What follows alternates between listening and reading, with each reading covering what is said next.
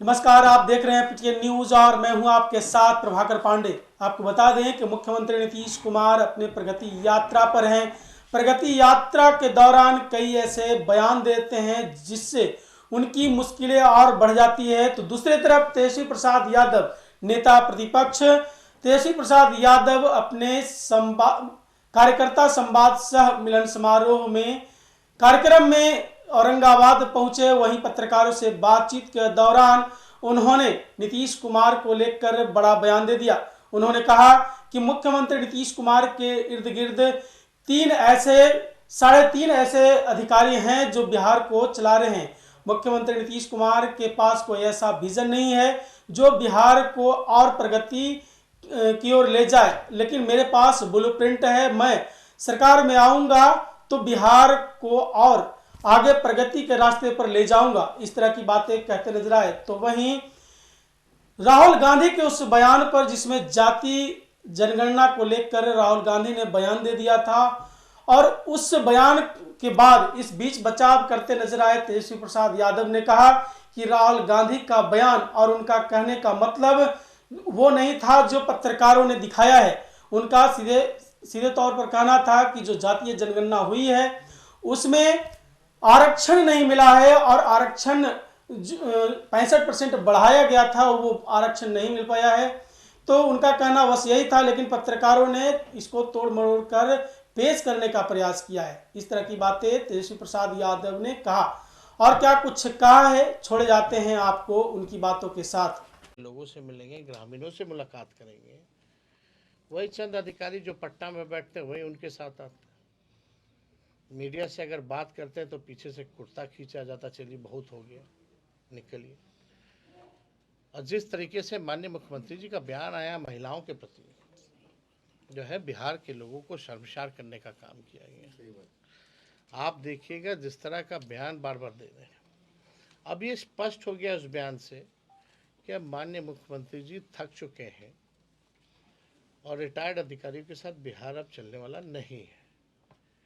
अब समय आया है, अगर 20 साल तक एक ही ज़मीन पर एक ही ब्रांड का बीज अगर आप रोपिएगा तो ज़मीन भी खराब होगा और फसल भी नहीं आएगी। अब समय है कि नए ब्रांड का नया बीज जो है रोपा जाए ताकि फसलें भी अच्छी आएँ और आने वाली नस्लों का भविष्य भी बेहतर रहे। तो हम लोग जो है यहाँ आए हैं औरंगाबाद, और आप लोगों का कुछ सवाल होगा तो आप लोग पूछ सर। औरंगाबाद का फीडबैक कैसा है सर? क्या लगता है 20 वाला रिकॉर्ड आप लोग दोहरा पाएंगे एक बार फिर से औरंगाबाद में? देखिए क्यों नहीं, आप देखिएगा पिछले बार तो हम लोग लगभग सरकार बना ही लिए थे और यहाँ 6 सीट भी, यहाँ सारा सीट हम लोग जीते। शाहाबाद का इलाका हो या दक्षिण बिहार का इलाका हो, हम लोगों ने काफ़ी बेहतरीन प्रदर्शन यहाँ किया था और हम लोगों को पूरा विश्वास है कि जिस तरीके से सरकार यहाँ चल रही है, लोग परेशान हैं, आहत हैं, और 17 महीने हम लोगों की भी सरकार को देखा है, तो हमें पूरा विश्वास है कि इस बार औरंगाबाद जो है या पूरे बिहार में, चाहे उत्तर बिहार हो, सीमांचल का इलाका हो, कोसी का इलाका हो, मिथिलांचल का इलाका हो, मगध हो, शाहाबाद हो, या आपका बिहार का पूर्वांचल का इलाका हो जहाँ बांका भागलपुर वगैरह है, हम लोग बेहतरीन प्रदर्शन जो है इस बार करेंगे। लालू जी गरीबों की पॉलिटिक्स करते थे, गरीबों की बात करते थे। तेजस्वी यादव डेवलपमेंट की बात करते हैं, रोजगार की बात करते हैं, चिकित्सा की बात करते हैं। दोनों में से बेहतर नेता कौन है? किस रास्ते पर आरजेडी को चलना चाहिए? देखिए भाई, हम लोग तो लालू जी के काम को आगे बढ़ा रहे हैं। अगर सामाजिक न्याय नहीं होता तो आर्थिक न्याय का मतलब नहीं रहता। 2020 तो लालू जी ने सामाजिक न्याय किया, अब दौर जो है लोगों को आर्थिक न्याय दिलाने का है।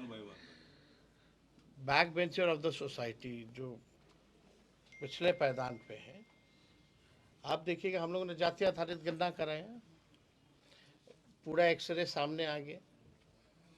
गरीबी कौन कौन, एक बार सुन लीजिए, हर जगह गरीबी जो है हर जातियों में है, चाहे अपर कास्ट हो, बैकवर्ड हो, हर जाति में गरीबी है।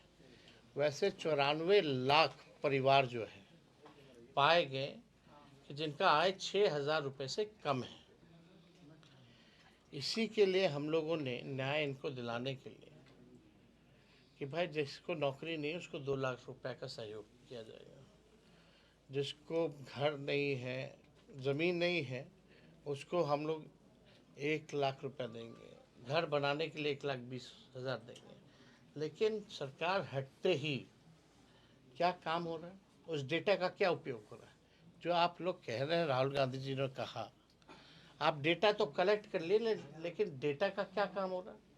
उसी डेटा के तहत हम लोगों ने, सरकार थी तो आरक्षण बढ़ाया था, इसीलिए हम लोगों ने मांग की थी कि इसको शेड्यूल 9 में डाला जाए, और अब जो है निरस्त हो चुका है। तो राहुल गांधी जी का यही कहने का मतलब था कि भाई इस डेटा का उपयोग जो है आप लोग कुछ नहीं कर रहे हैं, बताओ क्या कर रहे हैं? नीतीश कुमार का दरवाजा आपका पास खुला है कि नहीं सर?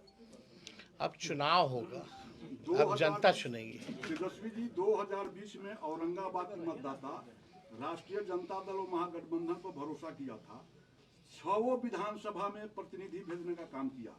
लेकिन आज जो महादलित व अति पिछड़ा की बात महागठबंधन के लोग कर रहे हैं, महादलित और अति पिछड़ा के विकास के लिए जो सरकार पैसा भेज रही है उसमें लूट मची हुई है, और अति पिछड़ा और महादलित के भी कुछ ऐसे प्रतिनिधि हैं जो उनके विरुद्ध सशक्त होकर जांच करवाने से पीछे हट रहे हैं। अगर कोई विशेष तौर पे कुछ जानकारी होगा तो दीजिएगा, विधानसभा में उठाया जाए। औरंगाबाद जिले के किसी भी क्षेत्र में देखा विधानसभा में उठाया जाए।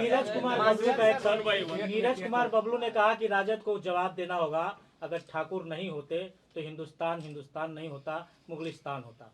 अब देखिए, हमको इस पर टिप्पणी नहीं करनी है, हमारे कई प्रवक्ता हैं, इन लोगों का बयान उन्हीं से पूछवा लीजिए। नाराज चल रहे हैं। विधानसभा का चुनाव नजदीक है, आने वाला समय है, और अभी भी कांग्रेस और आपने कहा इंडिया गठबंधन नहीं है। दिल्ली में चुनाव हो रहा है, वहां पर आम आदमी पार्टी मेरा बयान सामने नहीं है। सुना। बिहार में क्या होगा कांग्रेस और आपका? हम बयान मेरा पूरा देखिए ना, हम तो उसमें बोले कि बिहार में तो पहले से ही है और अभी भी हम लोग साथ में। ये कहा था कि लोकसभा तक लोकसभा तक था गठबंधन, भाई इंडिया गठबंधन। टीएमसी बंगाल में अलग लड़ी, महाराष्ट्र केरल में लेफ्ट अलग लड़ी, पंजाब में आम आदमी पार्टी लड़ी। हमसे सवाल पूछा गया कि दिल्ली में अलग अलग लड़ रही है कांग्रेस और आप। हमने बोला जो ब्रॉडर जो अलायंस जो बना था वो अलायंस तो लोकसभा के लिए है, और जो जहाँ तक बिहार की बात है, बिहार में तो हम लोग पहले से साथ थे और अभी भी है। मांझी जी और नाराज चल रहे हैं। ये तो जिस स्टेट में जहाँ चुनाव हो रहा है, अगर उनमें बात बनेगी तो क्या दिक्कत है? लेकिन एक बात तो तय है कि सब जो है भाजपा के खिलाफ है। आप A to Z की बात करते थे और आपकी पार्टी में स्वर कहते हैं कि उपेक्षित रहते हैं, आप बात करते हैं तुझे कैसे? लेकिन स्वर्णों को उपेक्षित रखा जाता क्यों? है, दिखाई देता है। हमारे पार्टी के अध्यक्ष ही प्रदेश अध्यक्ष जगदा बाबू। प्रदेश अध्यक्ष जगता बाबू, हाँ। वो तो प्रदेश अध्यक्ष है आपके पार्टी में। एक औरंगाबाद से जुड़ा यहाँ डब्लू सिंह यहाँ बैठे हुए, कहाँ उपेक्षित? इनको कुर्सी नहीं मिला है क्या? वो थोड़े पता है, आपके सामने नहीं बोलेंगे ना, या किसी के सामने नहीं बोलेंगे। एक सवाल औरंगाबाद से है। अभी हाल ही में औरंगाबाद में लगातार हत्या की घटनाएं सामने आ रही हैं। औरंगाबाद में भी 2 घटनाएं हैं, एक फेसर में है, एक मदनपुर में है। आपके प्रतिनिधि पर आरोप ये लग रहा है कि यहाँ से तो महागठबंधन पर भरोसा किए, लेकिन आपके प्रतिनिधि जाति विशेष देकर के राजनीति कर रहे, वहां तक पूछने भी नहीं गए पीड़िता के घर पर, तो क्या कहेंगे? देखिए, हम लोग तो चाहेंगे कि सभी लोग जो हैं, सब जो भी पीड़ित है, चाहे कोई जात कोई धर्म का हो, हमारे लिए सब समान है, सब एक है। कहीं भी अगर दुख दर्द हो तो लोगों को वहाँ पहुँचना चाहिए। मुख्यमंत्री का हेल्थ कार्ड इशू करने के बाद आपने कहा है, मुख्यमंत्री का हेल्थ कार्ड को लेकर आप कुछ बात कर रहे थे, क्यों? कल्याण मंत्री थे आपके यहाँ रमई राम जी 1990 में, और उन्होंने हरिजन छात्रावास का निर्माण करवाया था नबी नगर में। आज वो हरिजन छात्रावास खंडहर में है और उसमें खटाल चल रहा है सर, ये मुख्यमंत्री का हेल्थ कार्ड जारी करने की बात आखिर क्यों की जा रही है? देखिए, कौन क्या कह रहा है इस पे हम टिप्पणी नहीं देना चाहते हैं। हम इतना कहना चाहते हैं, किसी पे हम पर्सनल अटैक नहीं करना चाहते।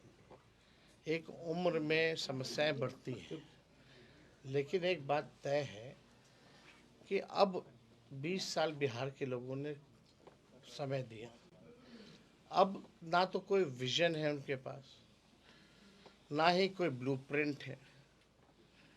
माननीय मुख्यमंत्री जी को लगता है कि सब कुछ उन्होंने कर दिया। माननीय मुख्यमंत्री जी कहते हैं कि अब कुछ बचा नहीं है करने को।